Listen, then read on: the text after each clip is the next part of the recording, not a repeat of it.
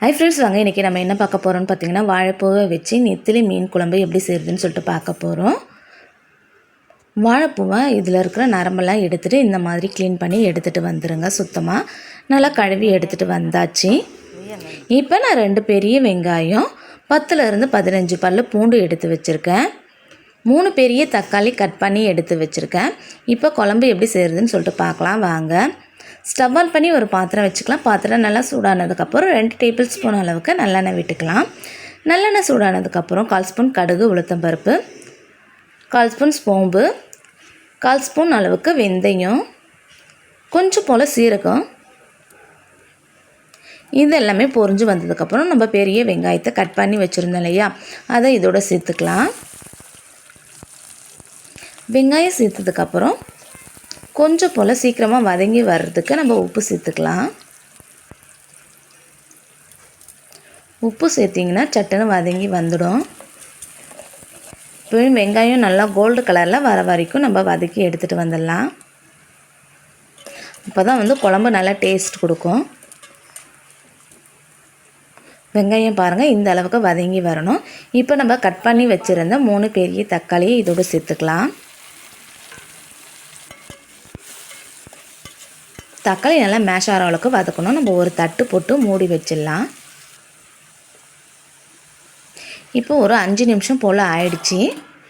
நம்ம தக்காளி எந்த அளவுக்கு வெந்திருக்குதுன்னு சொல்லிட்டு பார்க்கலாம் வாங்க.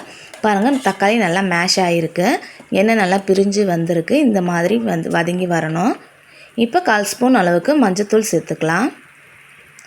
1.5 டேபிள் ஸ்பூன் அளவுக்கு வீட்டில் அரைச்ச குழம்பு மிளகாய் தூள் சேர்த்துக்கலாம். நீங்கள் வீட்டில் அரைச்ச குழம்பு மிளகாய் தூள் இல்லைன்னா தனி மிளகாய் தூளும் தனியாய் தூளும் தனித்தனியாக சேர்த்துக்குங்க. இதோட பச்சை வாசனை போகிற அளவுக்கு வதக்கி எடுத்துகிட்டு வந்துடலாம். இப்போ குழம்புக்கு தேவையான தண்ணி ஊற்றிக்கலாம். நான் ஒரு கோலி குண்டு சைஸில் புளி எடுத்து கரைச்சி வச்சுருக்கேன். அதையும் இந்த ஸ்டேஜில் சேர்த்துக்கலாம். புளி சேர்த்துட்டு குழம்பு நல்லா கொதித்து வரட்டும்.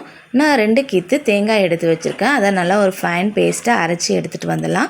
உங்களுக்கு குழம்பு எந்த அளவுக்கு தேவையோ அந்த அளவுக்கு தேங்காய் சேர்த்துக்கோங்க. இப்போ ஒரு துண்டு வெல்லம் நசுக்கி எடுத்து குழம்புல தூவி விட்டுக்கலாம். புளிப்பு, காரம், இனிப்போடு குழம்பு நல்லா அட்டகாசமாக இருக்கும். அதனால் நம்ம வெல்லம் சேர்த்துக்கலாம். இப்போ குழம்பு நல்லா கொதித்துட்டு வந்துடுச்சு. இப்போ நம்ம சுத்தம் பண்ணியிருக்கிற வாழைப்பூவை இதோடு சேர்த்துக்கலாம். சேர்த்துட்டு இதையும் நம்ம கொதிக்க விடலாம். வாழைப்பூ ரொம்ப நேரம் வேகணுன்ற அவசியம் இல்லை. இப்போ பாருங்கள், இந்த டைம்லேயே நல்லா வெந்துடுச்சு. இப்போ நம்ம அரைச்சி வச்சுருந்து தேங்காய் விழுதையும் இதோடு சேர்த்து ஒரு 2 கொதி விடலாம். இப்போ கொத்தமல்லி தழை தூவி இறக்கிடலாம். 1 ஸ்பூன் அளவுக்கு நெய் விட்டுடலாம். நெய் விட்டிங்கன்னா மணமாக இருக்கும் குழம்பு.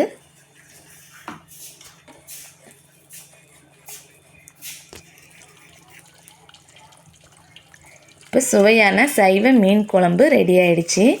இதை நீங்கள் சுட சுட சாதத்தோடு ஊற்றி சாப்பிடும் போது நல்லா சூப்பரான டேஸ்ட்டாக இருக்கும்.